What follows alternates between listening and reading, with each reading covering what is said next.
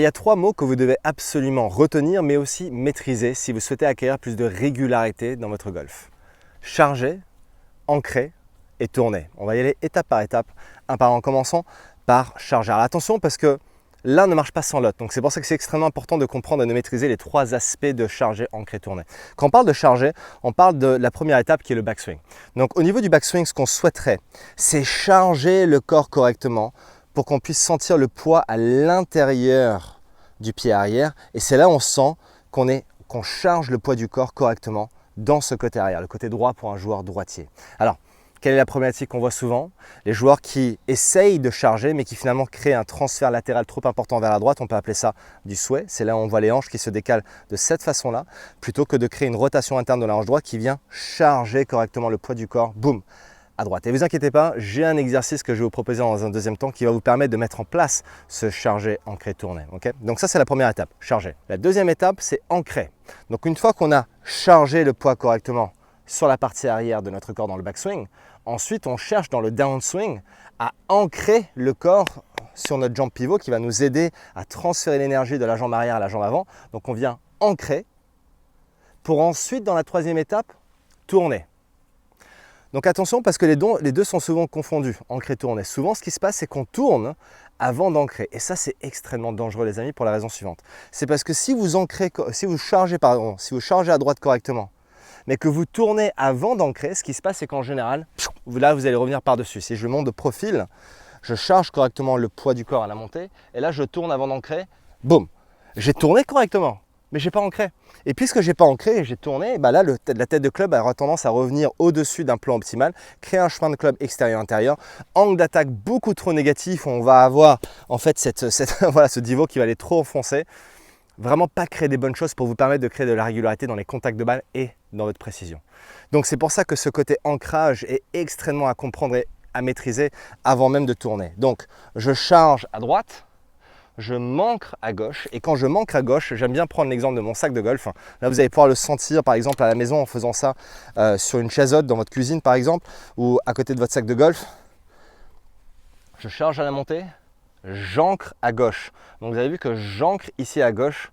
Donc pour un joueur droitier, je viens rentrer en contact avec le sac. Une fois que je suis rentré en contact avec le sac ou la chaise que vous avez à la maison, là maintenant je peux commencer à tourner. Mais si je charge à la montée et que je tourne avant d'ancrer, ça ressemble à ça. Beaucoup trop d'espace entre le sac et la jambe avant, donc ma jambe gauche, ce qui veut dire que je n'ai pas créé ce transfert d'énergie entre la jambe arrière et la jambe avant. Et ça, cette transfert d'énergie, elle est vraiment indispensable pour plusieurs raisons. La première, c'est ça qui va nous permettre de créer un bon contact de balle avec les fers notamment. C'est-à-dire que quand j'arrive à transférer l'énergie correctement de la jambe arrière à la jambe avant, c'est ça qui va me permettre de brosser le sol, compresser la balle, créer beaucoup de bonnes choses à l'impact. La deuxième chose, c'est que ça va nous permettre de créer ce que j'appelle de la vitesse efficace, c'est-à-dire de la vitesse qui est produite au bon moment dans un swing de golf, c'est-à-dire après l'impact. Et cela peut uniquement arriver si vous avez réussi à ancrer le poids du corps avant de tourner. Parce que si je reste sur la jambe arrière et que je tourne d'ici, toute la vitesse va se produire avant la balle. Et on a besoin de produire la vitesse de club après l'impact. Donc vous avez compris, ces 3 mots, faciles à retenir, pas aussi faciles à faire, c'est pour ça qu'on doit s'entraîner, peuvent vraiment créer beaucoup de bonnes choses à l'impact, ce qui va ensuite influencer votre capacité à devenir régulier sur le parcours. Donc la prochaine fois que vous allez vous entraîner, pensez simplement à ces 3 choses-là.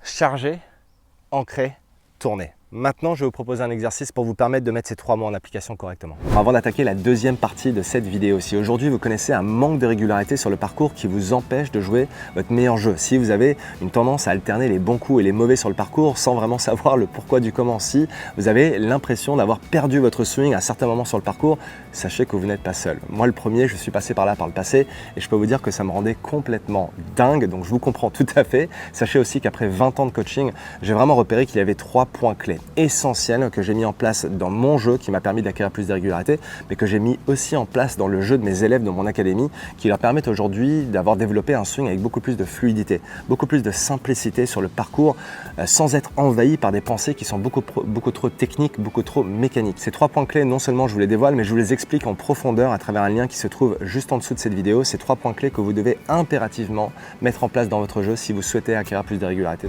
Alors l'exercice est assez simple. Vous n'allez pas avoir besoin d'un club pour l'exercice suivant. Vous allez poser contre votre sac et vous allez utiliser les 2 mains. Vous allez prendre votre position idéale avec votre fer 8 ou votre fer 7. Vous allez placer les deux mains à l'extérieur de vos cuisses, juste ici, ou peut-être juste au-dessus. À partir de là, ce que vous allez faire, c'est que dans la montée, vous allez créer ce mouvement de charger. C'est le premier mot clé de la régularité. Je charge. Alors regardez ce qui se passe quand je charge correctement. La main droite automatiquement vient chercher la poche de la jambe arrière, n'est-ce pas? Vous avez vu ça? Naturellement, la main droite va venir glisser vers le haut et donc dans le sens opposé, la main gauche va venir chercher le genou gauche. Donc le premier mot qui est charger, crée ce mouvement main droite en haut, main gauche en bas. Ça, c'est charger. Dans le sens opposé, maintenant, quand on va venir ancrer, ici, on va tout d'abord ancrer sans bouger les mains. Donc on va venir charger, ancrer, on ne bouge pas les mains. Et ensuite, quand on tourne, là, naturellement, ce qui va se passer, c'est que quand on va tourner, c'est que la main droite va revenir vers le genou droit et la main gauche va revenir vers la poche. Donc ça va faire le sens inverse de la montée. Monter, donc charger, ancrer, tourner. Faites ça. Honnêtement, vous pouvez le faire en illimité. C'est comme les légumes, vous pouvez en manger à volonté tous les jours. Donc cet exercice sont les légumes de votre swing. Faites-le tous les jours chez vous. Mais commencez peut-être par 10, 15, 20 répétitions, mais faites-le lentement, s'il vous plaît. Ne le faites pas vite et ne l'essayez pas en disant pendant une minute « Ah, ça y est, j'ai compris ». Non, ça prend du temps à comprendre ou à mettre en application ces trois mots-clés. Charger, ancrer, tourner. Et tout commence avec vos mains correctement placées. Charger, ancrer et tourner. Une fois que vous avez trouvé cette sensation-là, on essaie ensuite de le mettre en application avec le club, sur le practice ou sur le parcours. Tout simplement, là, j'ai une distance pas très élevée, j'ai à peu près 120 mètres, ce qui est parfait pour démarrer cet exercice, parce qu'on ne veut pas aller vite au début. Vous savez, pour ressentir les choses, il faut d'abord aller lent, pour ensuite aller plus vite. D'accord? Donc, ce qu'on veut, c'est d'abord de ralentir le swing. On veut travailler sur un tempo très maîtrisé, à peu près à 50% de mes capacités, et juste d'avoir ces sensations de charger, ancrer et tourner. Voilà la sensation que j'ai.